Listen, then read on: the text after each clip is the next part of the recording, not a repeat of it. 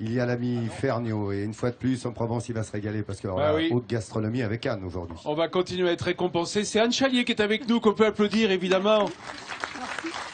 Anne est cuisinière à domicile. C'est-à-dire qu'elle se déplace en plus de faire de la bonne cuisine. Et ce matin, je lui ai dit, Anne, donne-nous envie d'été, donne-nous envie des beaux jours. Et c'est pour ça qu'elle a préparé une recette tout à fait estivale. Qu'est-ce que c'est, Anne? C'est une petite recette toute simple, aux saveurs de Provence. Donc un carpaccio de melon, tomates, avec une sauce au pesto, de la mozzarella ou on peut mettre un fromage de chèvre ou du parmesan, un petit peu de speck et des petits croutons de tapenade. Aïe, aïe, aïe, aïe, aïe. Dis donc, regarde ce plat. Si elle est belle. Alors ça, les amis, voilà, mesdames, vous qui préparez l'été, messieurs aussi, remarque, là, je sens que ça peut être très sympathique. Et le trait de génie, pour moi, c'est ce mélange du melon et de la tomate avec le pesto. Je pense que là, on va être dans un fruité tout à fait provençal. Ouais, allez, on vous apprend à faire ça avant 11h45, bien sûr. Mon Vincent Ferniaud, je vois que là, aujourd'hui, se prépare un plat pour tout le monde. Formidable, le plat du printemps par excellence en Alors Provence. ça tombe bien, Anne est dans les stèles de départ, prête à bondir pour la tapenade. Alors on va pousser l'oubalico, ça fait plaisir à Fred Soulier que je dise l'oubalico plutôt que le basilic. Et on va préparer donc la tapenade. Alors la tapenade, c'est mieux de la préparer soi-même que de l'acheter toute faite parce que on a le dosage et puis elle est faite au dernier moment, elle est faite de la maison, puis on peut dire c'est moi qui l'ai faite. On peut dire Anne. Alors vous prenez un petit bol mixeur. Alors un petit bol mixeur, donc bien sûr des olives. Les olives. Alors je rappelle, tu vas nous expliquer, Fred, comment est-ce qu'on dit les capres en provençal? Alors ça c'est très intéressant parce que les capres c'est les tapennes, donc et le mot tapenne a donné évidemment la tapenade. Voilà. Et s'il n'y a pas de capre, ce n'est pas une tapenade, c'est une pâte d'olive. Et ça peut pas être une tapenade. Ça explique que voilà, s'il y en a que des olives, c'est une purée d'olive ou une pâte d'olive. Très bien aussi. C'est le capre, la capre, pardon, c'est la capre qui fait la tapenade. Voilà. Donc on va mettre les olives, on va mettre un petit peu d'ail, bien sûr. Vous avez vu ce qu'elle a comme ail, Anne? Donc. Comme Mayanne. Eh ben, en ce moment. Voilà, c'est de l'ail nouveau. C'est de l'ail nouveau. L'ail violet nouveau, il est magnifique. Voilà. Et c'est beaucoup plus doux en goût, Anne. Exactement, c'est beaucoup plus doux, mais par contre on n'en trouve pas tout le temps. Regardez ça. Pour les anchois. Un petit peu d'anchois. Ouais. Alors là, chacun l'accommode à sa façon, s'il aime plus ou moins. Donc des anchois à l'huile.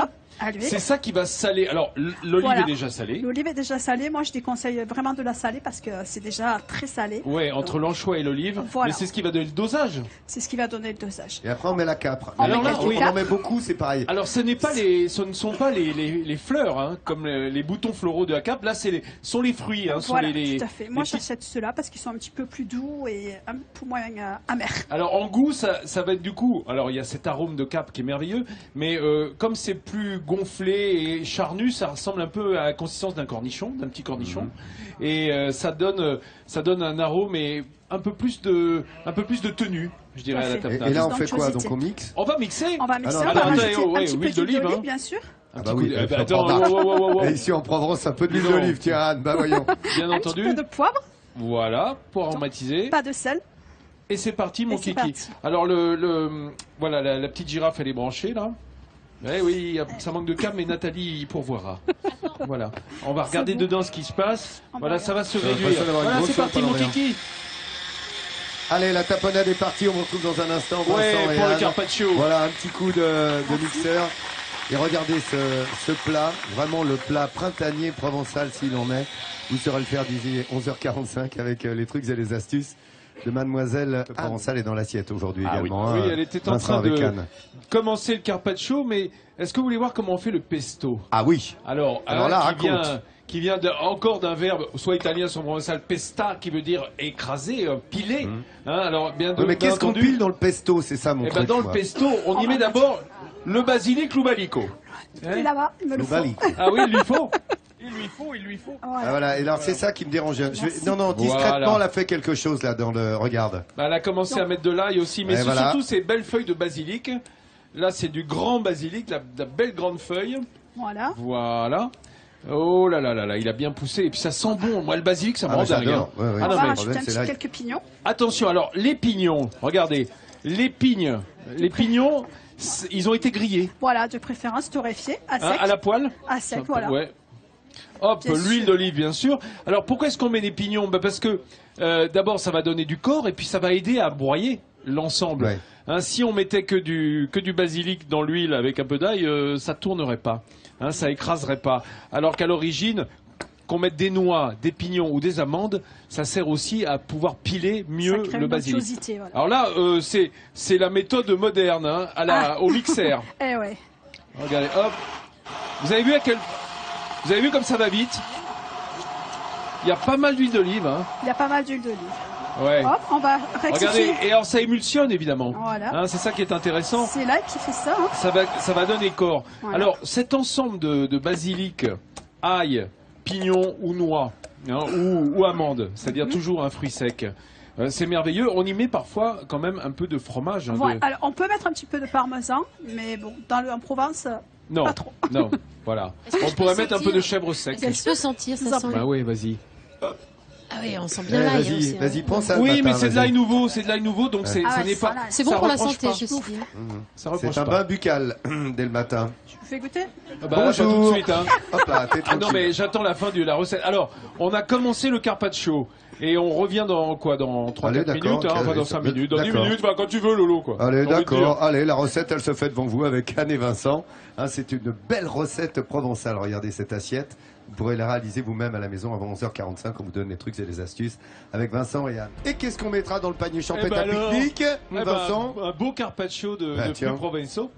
Voilà, alors regardez. On a déjà découpé le melon et la tomate, et on y rajoute un peu la protéine lactique. Alors là, c'est du chèvre, hein, de la bûchette de chèvre. On peut y mettre également de la mozzarella. Du parmesan. On peut y mettre des copeaux de parmesan. C'est bien, ça va venir soutenir un petit peu, ça va faire un petit peu une salade complète. Et alors les pignons, les pignons grillés. Quelques olives.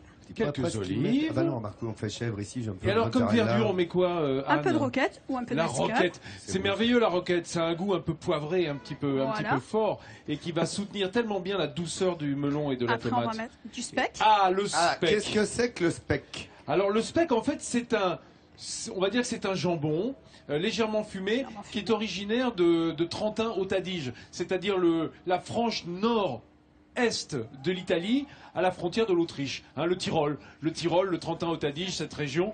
Donc c'est pas très provençal, là, c'est vrai. Mais on peut mettre un jambon cru. il faut dire On que peut mettre un jambon de pays. il faut dire que Exactement. le jambon, c'est pas très provençal. Hein.